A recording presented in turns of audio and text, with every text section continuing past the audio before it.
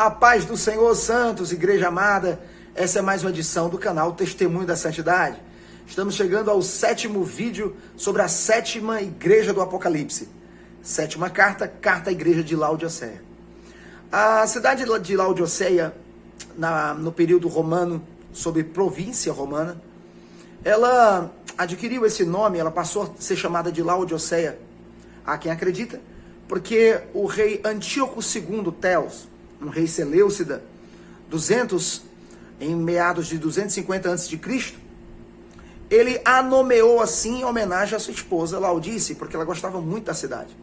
Mas a cidade antes, conhecida pelos gregos, era chamada de Dióspolis, a cidade do grande Zeus. Até hoje existem ruínas de um templo a Zeus ali. E a igreja cristã desta cidade, ela estava envolvida no mesmo espírito dos habitantes da cidade. Uma cidade muito rica, uma cidade onde os habitantes eram presunçosos, eram arrogantes, porque era uma cidade que se destacava muito pela moda, era uma referência da moda na época, como Roma, uma cidade que tinha o melhor linho, os melhores tecidos, as melhores vestimentas, e que fabricava um colírio muito famoso, um colírio especial para os olhos. Era uma cidade onde tinha uma universidade muito conhecida, uma universidade de medicina, e eles fabricavam remédios para tratamento dos olhos.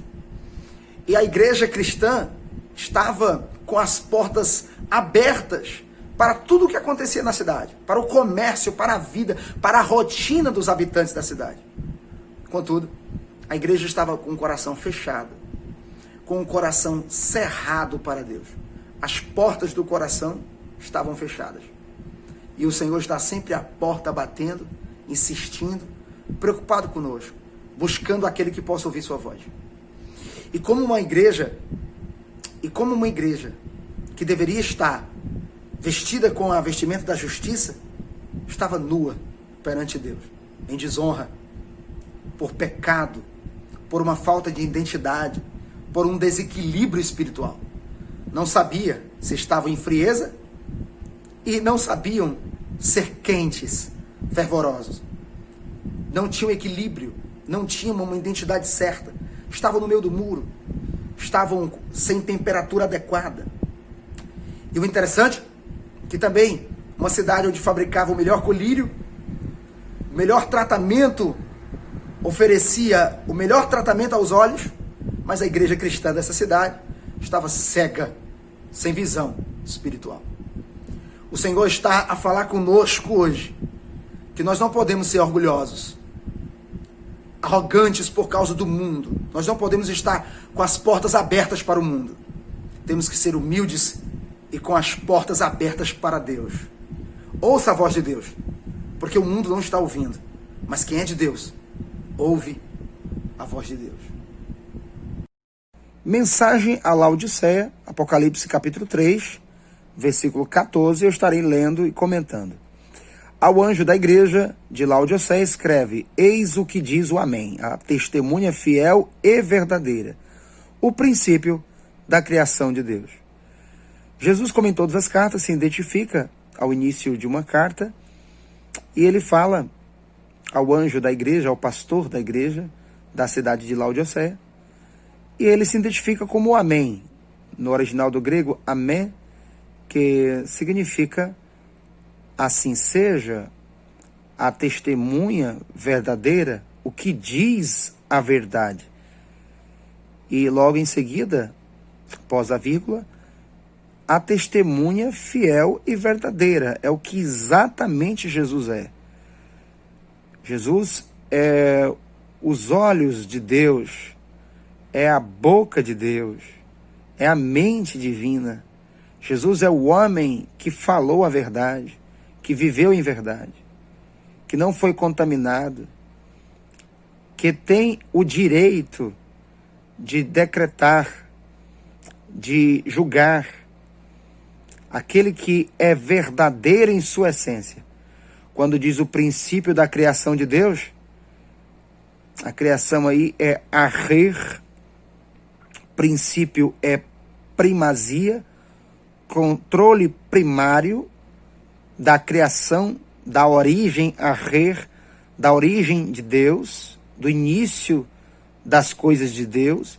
Jesus, ele é o magistrado, ele é o controlador, ele é o que tem a primazia de toda a criação divina.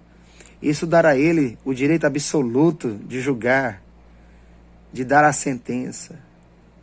No verso 15 diz: conheço as tuas obras, não és nem frio nem quente. Oxalá quem dera fosses frio ou quente. Mas, verso 16, como és morno, nem frio, nem quente, vou vomitar-te. Veja que há uma confusão de identidade entre os cristãos da igreja da cidade de Laodiceia. Veja que existe uma confusão, uma bagunça espiritual. Aqueles que poderiam estar frios por alguma fraqueza, por alguma desistência, por uma falta de compromisso, por dias em declínio, mas não era frieza. E eles estavam longe de uma fé calorosa, de um fervor. Era uma mornidão. Estavam mornos. Assim como na cidade havia a água morna por natureza, veja como Jesus usa o elemento, ele usa elementos da cidade para criar uma analogia, para ilustrar como estavam vivendo os crentes. Assim como as águas mornas da cidade, eles estavam sem uma identidade, sem um padrão correto. Não conseguiam se compreender, não dava para distingui-los, porque viviam entre o bem e o mal, viviam em meio à idolatria e ao mesmo tempo se encurvando a coisas do mundo, ao mesmo tempo queriam adorar a Deus. Não tinham uma identidade certa, então estavam como as águas da cidade, mornos, sem uma temperatura adequada. É um tipo de crente como o da atualidade. Os cristãos que se misturam com o mundo, que apresentam uma aparência cristã, mas por dentro tem outra temperatura, tem outra vida, outra rotina. Eles não são nem frios e muito menos quentes, são mornos. E o que é morno, uma comida morna, uma água quando ela entra morna pela boca, um chá morno, por exemplo, dá uma ânsia e o nosso estômago rejeita, dá uma indigestão, e ao ponto de provocarmos, ao ponto de vomitarmos, de colocarmos para fora o que ingerimos. É exatamente assim como Deus sente, como Deus se sente ao observar esses crentes. Versículo 17. Pois dizes, sou rico, faço bons negócios, de nada necessito, e não sabes que és infeliz, miserável, pobre, cego. Então, os cristãos estavam no espírito da cidade, na ideia da riqueza, estavam cheios de aparato, envolvidos com os negócios do mundo, esquecendo a vida espiritual. Se achavam felizes, se achavam ricos, se achavam autossuficientes, se achavam como pessoas que tinham o remédio para os olhos, que tinham o melhor colírio da época do continente. Lá se fabricava um colírio especial para os olhos. E aí Jesus está usando elementos que haviam na cidade para mostrar a arrogância, a prepotência que havia no coração de cada cristão. E Jesus aqui reprovou essa arrogância, mostrando que eles, na verdade, não eram felizes. Porque a verdadeira felicidade é a do Espírito, é quando o cristão realmente está em comunhão com Deus. Sem essa comunhão, ele é infeliz. Ele é um miserável por pensar só na terra. É o verdadeiro pobre, porque o espírito está empobrecido, o espírito está sem a riqueza espiritual. está cego, ainda que passe, ainda que coloque nos olhos, ainda que venha ungir os olhos com o melhor colírio da região, com o melhor colírio do continente. É cego, não tem a visão verdadeira. É nu, está em vergonha, em desonra diante do seu Criador. Não está vestido, não está apropriado, não está espiritualmente coberto, revestido. Então, o Senhor mostrou a depravação espiritual que havia na igreja cristã de Laodiceia. Versículo 18. Aconselho-te que compres de mim ouro provado ao fogo, para ficares rico, roupas alvas para te vestires, a fim de que não apareça a vergonha da tua nudez, e um colírio para ungir os olhos, de modo que possas ver claramente. Veja que Jesus está agora refutando a arrogância deles, usando os verdadeiros elementos da vida, pois a riqueza verdadeira é a que vem de Deus. Ou seja, eu te aconselho que você compre o ouro provado ao fogo, o ouro que vem de Deus, o ouro que não vai ficar apodrecido na terra, mas que ele é refinado pelo fogo de Deus. É a glória, representa a glória do Senhor no interior de cada cristão verdadeiro, de cada cristão comprometido com Deus. Roupas alvas, o linho fino, estar branco diante de Deus, estar alvo como a neve, né?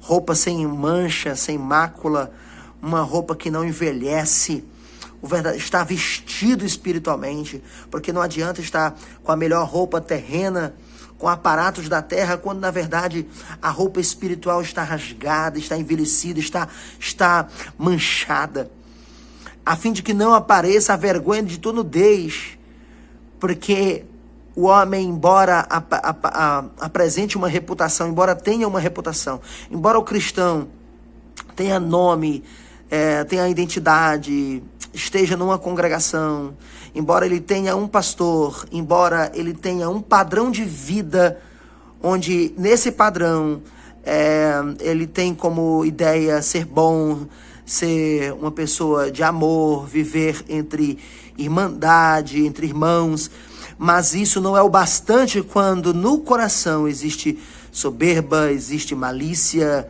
existe pensamentos mundanos. Os olhos vão estar contaminados. Ainda que passe o melhor colírio terreno, ele tem que estar sendo ungido com o colírio dos céus. Isso é a pura verdade. Nós temos que ter vida espiritual. Não basta externarmos uma vida, quando na verdade dentro de nós há uma podridão, há uma morte clara, evidente. Versículo 19. Eu repreendo e castigo aqueles que amo. Reanima, pois, o teu zelo e arrepende-te. Em outra linguagem seria: ser zeloso e te arrepende. O Senhor aqui, como em vários versículos da Bíblia, demonstra que sempre, em todo o contexto bíblico, ele procurou, ele buscou o filho amado, aquele que realmente era seu servo, que estava cambaleando, que estava enfraquecido, desanimado. O Senhor, ou em algum erro, o Senhor sempre procurou castigar, dar uma lição, corrigir, porque o amava. O Senhor, assim como o pai, tem que corrigir o filho quando erra, e ele corrige porque ama, para que o filho não erre mais, para que o filho tome um caminho de excelência. Então o Senhor está dizendo: eu repreendo porque eu amo, eu vou castigar, eu vou fazer uma ferida porque amo, mas o Senhor deseja o nosso bem, o nosso levantar, reanima, como que diz, volta a ter zelo. Zelo no original do grego, vem da palavra, aqui no texto é zeloe, que vem da raiz zelos, que significa ciúme, ter ciúmes. Ou seja, é um intenso sentimento, é um sentimento intenso no cuidado, no cuidar de suas coisas. Então, veja que o Senhor está vendo a igreja cristã de Laodiceia como uma igreja descuidada, uma igreja que está completamente alienada para com as coisas do Senhor, envolvida com o mundo e totalmente relaxada para com as coisas de Deus. E uma das coisas que o Senhor sempre falou no Antigo Testamento é que é maldito aquele que vota e não cumpre, aquele que jura e não cumpre, aquele que diz sim e depois não realiza o que prometeu, aquele que volta atrás, aquele que não tem compromisso, o que relaxa na obra, no serviço, vai cair maldição. Então o Senhor está dizendo, olha, sai dessa frieza, dessa mornidão, na verdade, né? Sai do meio do muro, sai dessa confusão de identidade. Vocês estão completamente embaraçados. É preciso sair dessa confusão e voltar a ter um intenso compromisso, um intenso cuidado para com as coisas de Deus. Arrepende-te, muda, volta ao princípio. É o que o Senhor quer de nós. Veja que no verso 20, eis que estou à porta e bato. Se alguém ouvir a minha voz e me abrir a porta, entrarei em sua casa e cearemos, eu com ele e ele comigo. O Senhor deseja entrar no interior, na vida do cristão que está dessa forma, que está completamente relaxado, que está ali já praticamente sepultado espiritualmente. Jesus estava aqui do lado de fora da igreja. A igreja estava com as portas abertas para o mundo, mas fechadas para a presença de Deus. Deus não estava conseguindo ter contato com os cristãos. Os cristãos estavam tendo contato com as coisas da cidade, mas não estavam tendo contato com o Senhor. Estavam zelosos para com suas casas, mas não estavam zelosos para com as coisas do Senhor. Jesus estava do lado de fora, estava batendo, porque ele ainda faz isso. Ele ainda persiste, ele ainda chama, ele ainda convoca, ele ainda tenta levantar o crente caído. Estou à porta, estou batendo. Se alguém ouvir minha voz, porque sempre no meio de uma multidão alguém vai ouvir. O escolhido vai ouvir. Se alguém ouvir a minha voz e me abrir a porta, aí o Senhor faz uma festa com ele. O Senhor vai comungar, o Senhor vai se assentar como se assentava com os discípulos, partir o pão, beber no mesmo cálice. O Senhor vai partilhar da sua natureza conosco. Que coisa tremenda, amados.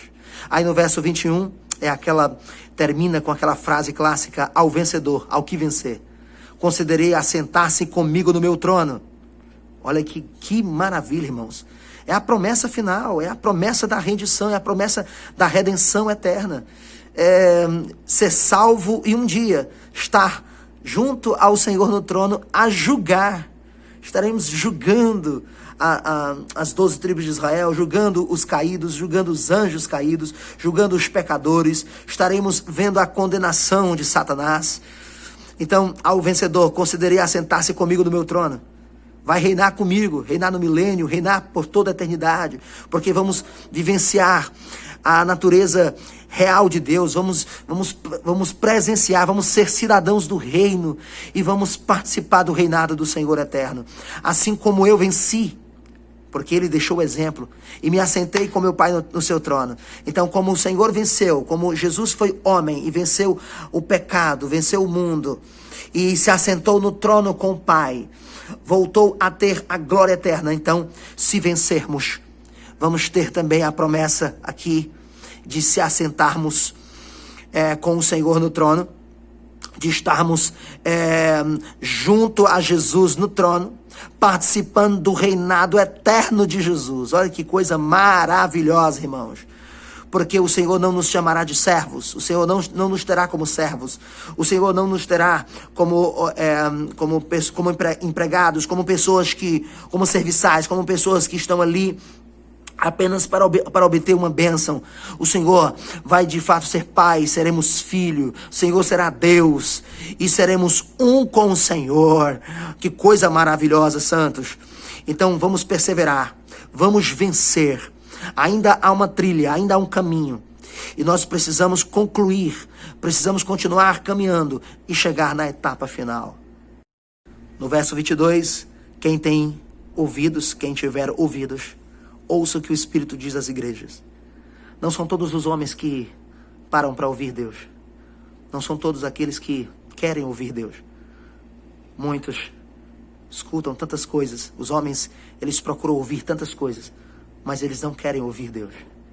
Então, dentre os que escutam, muitos não conseguem ter, não têm audição, mas conseguem ouvir com o coração. Conseguem ouvir com as suas emoções.